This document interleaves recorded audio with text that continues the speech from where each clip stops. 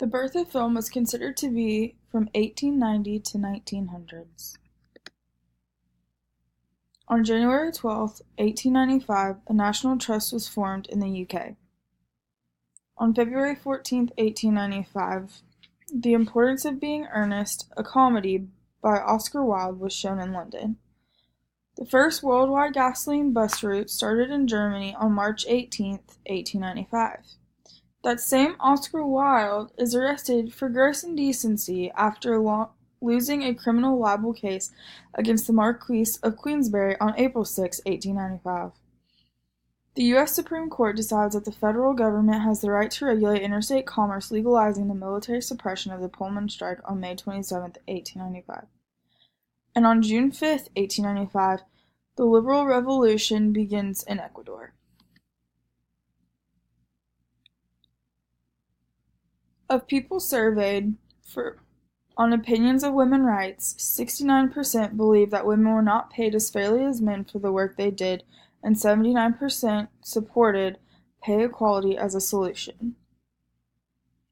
In 1865, African American civil rights movement started to create equal job opportunities and rights for African Americans.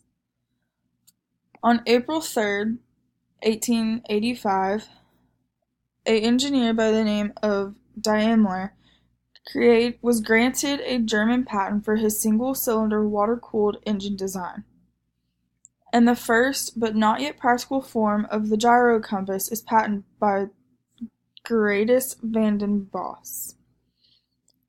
Governor Cleveland was president at this time. The Cuban War of Independence was 1895 to 1896. And the important people, of course, Babe Ruth was born on February 6, 1985.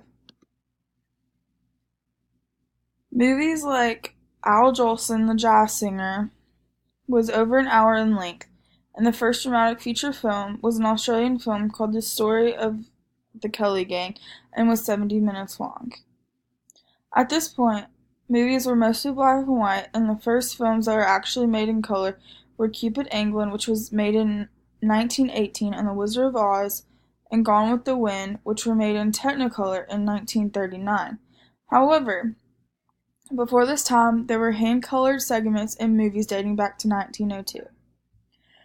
Films were considered silent, but in 1895, Dixon made a film for Edison before resigning in April of 1985. Dixon played a violin into a funnel that gathered sound into a recording phonograph. Lighting was practically the only use of electricity in 1985. Light was created by a shutter that comes between the lens and the film gate. When the camera shutter is closed, no light reaches the film. At this time, film consisted of photos on a reel, so there was no need for amplification. Quality, in my own opinion, was not great, but it was impressive due to this being the birth of film. Silent speed was approximately 16 FPS, or 1 foot per second, from 1895 to the late 1910s.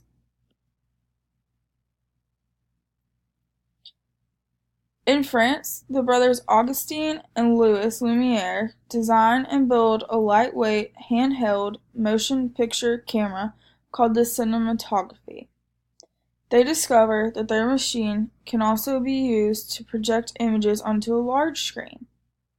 The Lumiere brothers create several short films at this time that are considered to be pivotal in the history of motion pictures. Nickelodeons, or 5-cent movie theaters, began to offer an easy and inexpensive way for the public to watch movies. Nickelodeons helped the movie industry move into the 1920s by increasing the public appeal in the film and generate more money for filmmakers.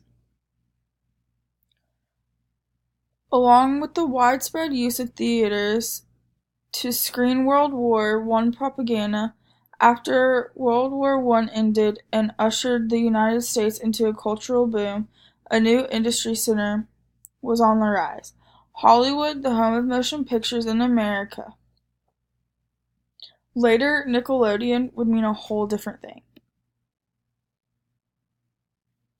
For this project, I chose to do The Great Train Robbery by Edwin S. Porter. This movie is considered Western and was the very first American movie genre developed into a form of art. This movie had excellent speed and quality to be filmed in 1905. Before I watched this movie, I expected it to be kind of a dinky movie with no sound. After several remakes of this movie, we can watch both and compare like I did for this project. A quote that described this entire film to me, that made the whole film make sense, was when the judge said, "Now on the matter of the motive we ask you, why did you conceive, plan, and execute this dastardly and scandalous crime?" And Edward Prince replies, "I wanted the money." The first film for motion photography was invented in 1885 by George Eastman and William H. Walker, which contributed to the advance of motion photography. Shortly thereafter, the brothers, Augustin and Louis Lumiere, created a hand-cranked machine called the cinematography, which would both capture pictures and project still frames in quick succession.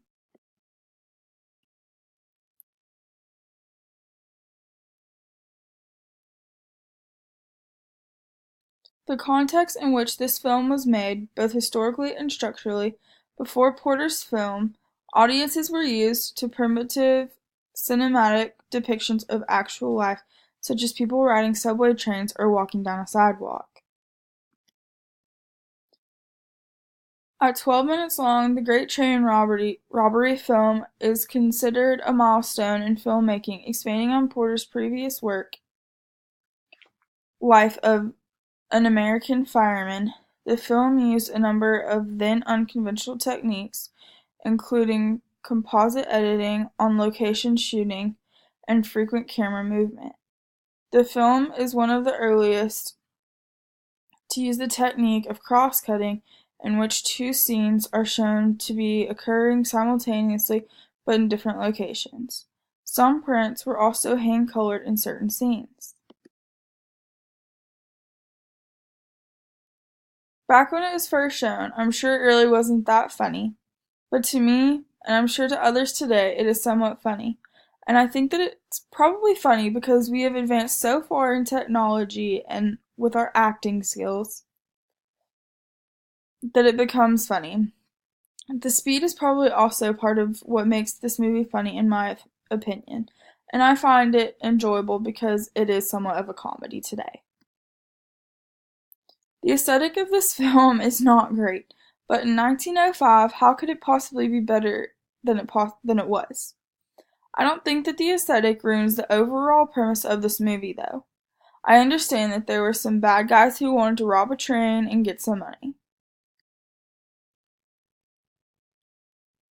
Because of the overall plot of this movie and the technological advances, it really sets the stage for later films